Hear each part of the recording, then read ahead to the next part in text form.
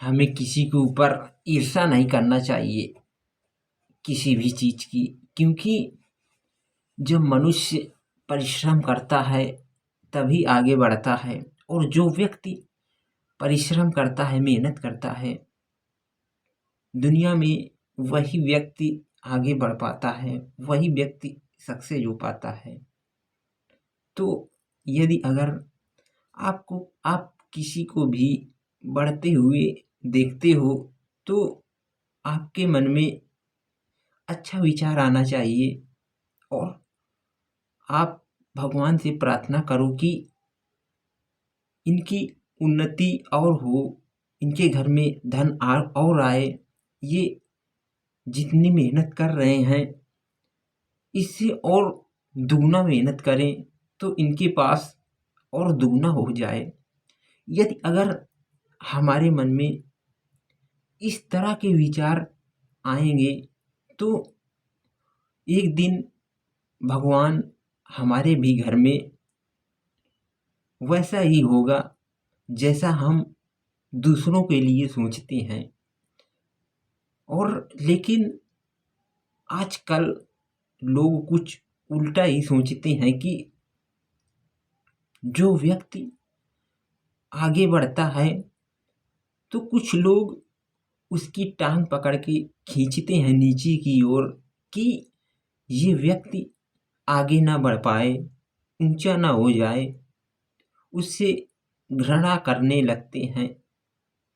लेकिन हमें ऐसा कभी भी नहीं करना है, क्योंकि आगे बढ़ता है वही व्यक्ति जो व्यक्ति मेहनत करता है, और वही व्यक्ति सफल हो पाता है, वही व्यक्ति उन्नति कर पाता है। जो व्यक्ति परिश्रम अधिक करता है, जैसे जैसे कि भगवान श्री राम ने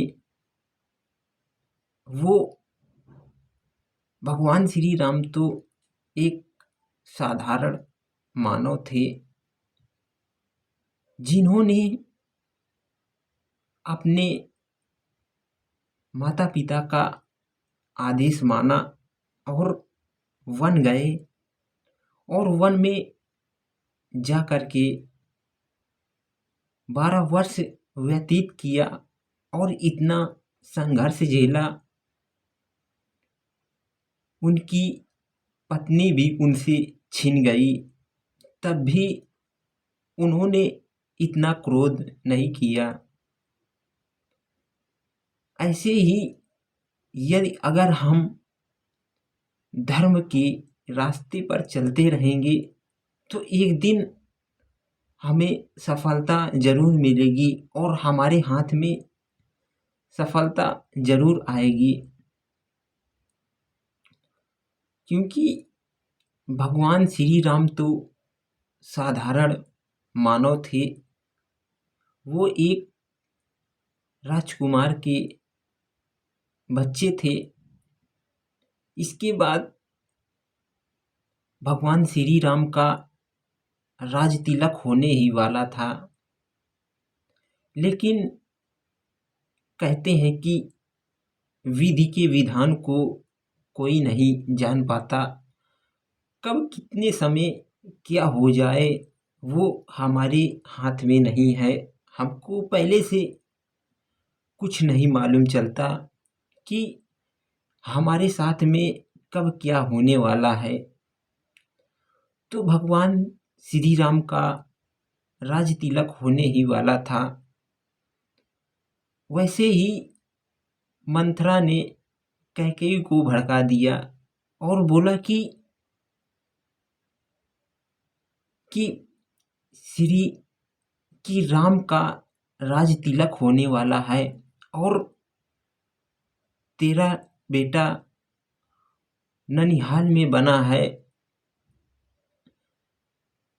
तेरे दो वरदान थे, एक तो जब जनक युद्ध में गए थे तो युद्ध में राजा हार गए थे दशरथ, तो कैकेयी भी युद्ध में गई थी। कैकेयी ने कैकेयी ने वचन मांगा था कि मैं राजा दशरथ ने कैकेयी से बोला कि तुमने मेरी बहुत मदद किया, अगर इस युद्ध में तुम नहीं होते मैं तो घायल हो गया था, यदि अगर तुम नहीं होती तो मैं शायद यहाँ से बचकर के भी नहीं जा पाता। और कैकेयी से राजा दशरथ बोलते हैं कि मुझसे जो कुछ भी मांगना हो मांग सकती हो, मैं तुम्हारे ऊपर इतना खुश हूँ, इतना प्रसन्न हूँ। तो कैकेयी ने बोला कि महाराज, समय आने पर मैं मांग लूंगी, अभी मुझे कुछ नहीं चाहिए। तो जिस समय राजा राम का राज तिलक होने वाला था, तो मंथरा ने कैकेयी को भड़का दिया और बोला कि राम का राज तिलक होने वाला है और तुझे कुछ पता ही नहीं है।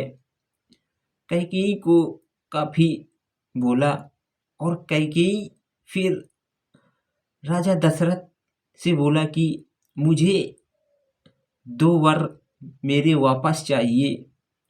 तो राजा दशरथ बहुत खुश हुए और बोले कि बोलो तुम्हें क्या चाहिए। तो कैकेयी ने बोला कि एक तो राजा का राज तिलक होने वाला है, तो राजा की जगह राज तिलक मेरे बेटे भरत का हो, और राम को 14 वर्ष का वनवास हो। तो ऐसी बात सुनकर के राजा जनक को बहुत क्रोध आया और वो संकट में पड़ गए, क्योंकि चारों पुत्रों में से सबसे श्रेष्ठ पुत्र थे राम, जिसे राजा दशरथ अपने प्राणों से भी ज्यादा प्यार करते थे। और आज कैकेयी ने ऐसा ही कुछ बोल दिया कि, तो राजा दशरथ बोलते हैं कि ये तुमने क्या मांगा, तुमने तो मेरे प्राण ही मांग लिए। फिर कुछ समय बाद राजा से राम से बोला गया कि आपको महाराज ने याद किया है। जब श्री राम जाते हैं अपने पिता से मिलने, तो दशरथ को राजा राम प्रणाम करते हैं और बोलते हैं कि पिता, मेरे लिए क्या आदेश है। आप कुछ चिंतित हुए नजर आ रहे हैं। जिस समय भगवान श्री राम अपने पिता से मिलने के लिए जाते हैं, तो उस कक्ष में कैकेयी भी थी और राजा दशरथ भी थे। तो राजा दशरथ के मुख से कुछ वाणी नहीं निकल रही थी। तो भगवान श्री राम ने बोला कि पिता श्री, बोलो मेरे लिए क्या आदेश है। राजा दशरथ कुछ नहीं बोल रहे थे, क्योंकि जिसका बेटा प्राणों से प्यारा हो, अगर उसे कोई कुछ दुख पहुंचाए, उसको उस पिता से अलग करे, तो उस पिता के दिल में क्या बीतेगी, ये तो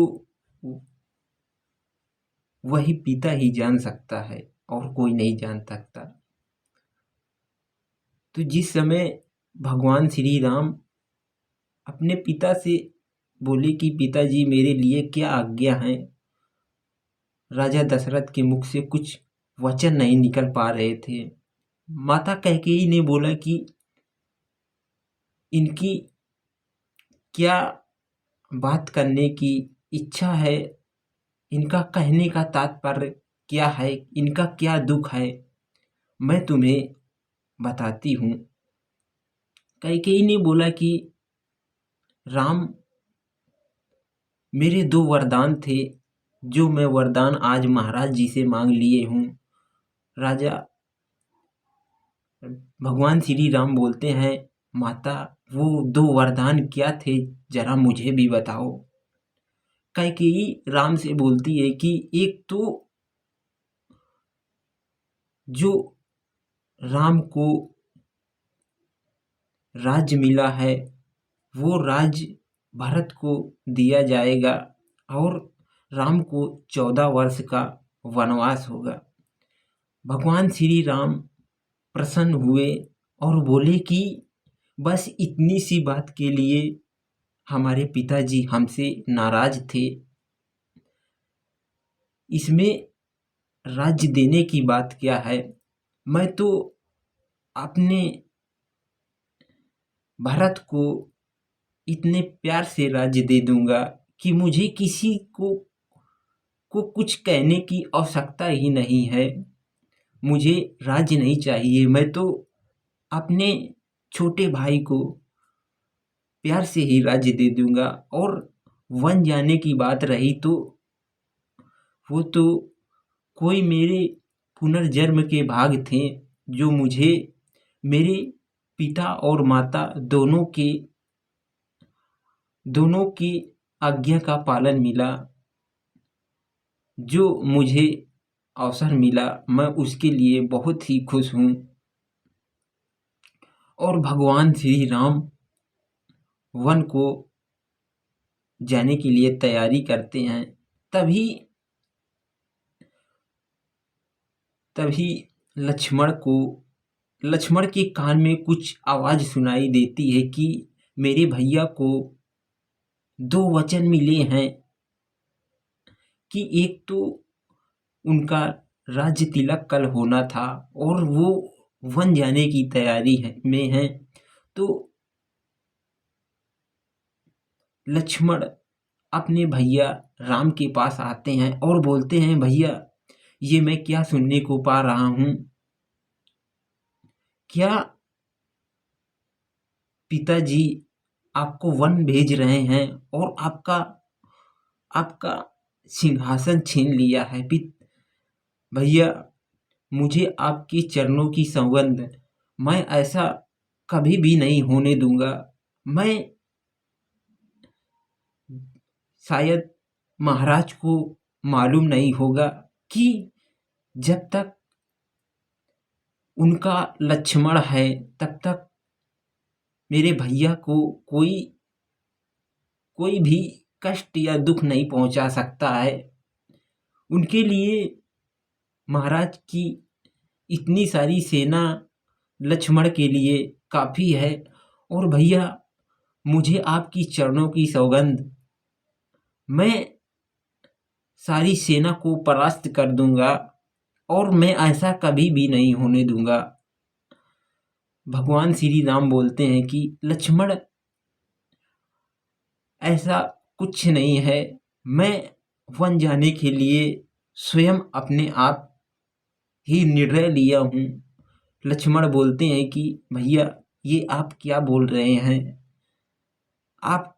आपका राज्य आपको मिलेगा और उसमें कोई संदेह नहीं है। मैं आपका भाई हूँ। जहाँ आप ही बोलते थे कि जहाँ राम है वहाँ लक्ष्मण हैं और आप ऐसा बोल रहे हो, मेरे बड़े बड़े भाई के ऊपर कुछ विपदा आ पड़ी और मैं अपने भैया से दूर हो जाऊं। भैया आपके वो राजा दशरथ पिता होंगे, लेकिन मेरे लिए तो माता भी आप हो और पिता भी आप हो। मेरे लिए दोनों लोग आप ही हो। तो इसीलिए भैया आपके ऊपर कोई भी आँच आए और आपका छोटा भाई ऐसे ही देखता रहे, भैया मैं ये कभी भी नहीं होने दूँगा। लेकिन दोस्तों, आजकल भगवान लक्ष्मण अपने भाई के लिए प्राण तक दे देते हैं, लेकिन आजकल के लोग अपने भाई को प्राण लेने पर लगे हैं। ये हमें ऐसा नहीं करना है। अगर हमारे मन में ऐसा विचार आता है तो जो अच्छे अच्छे सीरियल होते हैं, श्रीमद् भागवत कथा के या रामायण के, तो हमें उन्हें सुनना चाहिए। उन्हें हमें सुनने से बहुत सीख मिलती है और हमारे मन में अच्छे विचार आना शुरू हो जाते हैं। तो यदि अगर हमारी वीडियो आपको अच्छी लगी हो, प्रसन्न लगी हो, तो हमारे वीडियो को लाइक करिए, कमेंट करिए और शेयर करिए, ताकि हम अपनी आवाज़ को आपके कानों तक और लेके जाएं और हमारे मन में अच्छे अच्छे विचार आएं।